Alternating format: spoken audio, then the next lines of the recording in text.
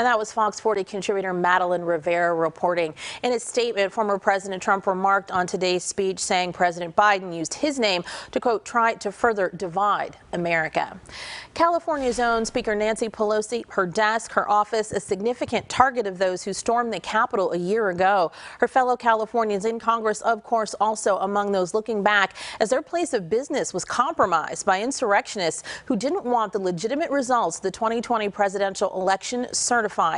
Congressman Josh Harder joining me now live on this anniversary of what many in this country thought they would never see. Good morning to you. Good morning. Thanks for having me.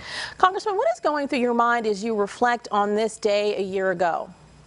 Well, it was such a shocking and appalling event. A mob taking over the U.S. Capitol to try to overturn the results of a free and fair election.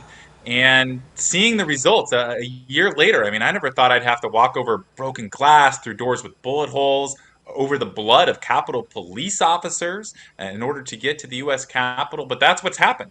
But the most important message today is that it didn't work. Democracy prevailed, the system prevailed, and this mob ultimately failed in their attempts. How has it felt leading up to this one-year mark? The chief of the Capitol Police, a force which has suffered terribly as a result of this incident, as you just mentioned, testifying yesterday on the Hill about the lingering need for resources. Have we done what we should have in this 365 days to secure these buildings, shore up this police force, and straighten out the jurisdictional and directional issues that plagued response that day? I think we need to do more.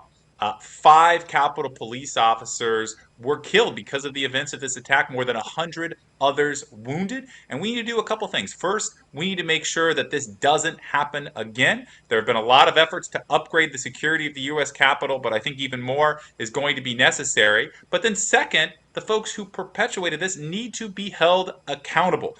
There have been hundreds of arrests and even convictions, but ultimately the folks who encouraged and incited this violence to begin with need to be held accountable. And to that end, in her first bill filed after winning election, your colleague, Representative Cori Bush, proposed that this day should be commemorated by investigating and ultimately expelling members of Congress who helped incite the violent riot at the Capitol. She tweeted about this just a few days ago because that resolution hasn't passed. Congressman McNerney has signed on to this. What do you think about it at this point? We do have the January 6th Commission already ramping up efforts, but what do you think about this particular resolution? I think there absolutely needs to be accountability for the folks who encouraged and incited this violence. 147 members of Congress voted to overturn the election. But I think the most important thing for us to do now is make sure that this investigation moves forward as quickly as possible.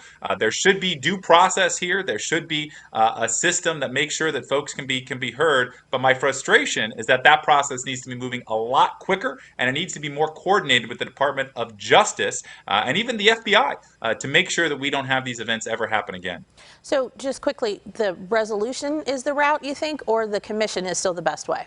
No, I think this investigation needs to happen first. And so I think this investigation with the January 6th Commission and then more coordinated with the Department of Justice. That coordination is not quite happening as well as it should be today. And that needs to make sure that it's taking place in order for everybody to have their day in court.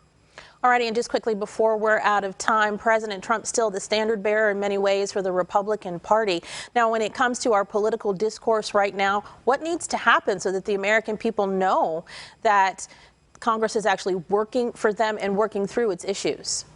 It's a sobering time. I think a year after January 6th, nobody can look at our political system and see that things have actually gotten a lot better. And so I think we need to do more to make sure that we're restoring confidence and trust into the legitimacy of our political system. We need more transparency in our elections so everybody can understand how their votes are being counted and that they're being counted as accurately as possible. But second, we need to make more differences in people's actual lives. If people see government working for them, if they see us investing in the roads and bridges that we need here in the Central Valley, bringing more doctors, investing in our water storage systems, that I think is the most important route to actually restore some of the confidence and trust that has been lost along the way.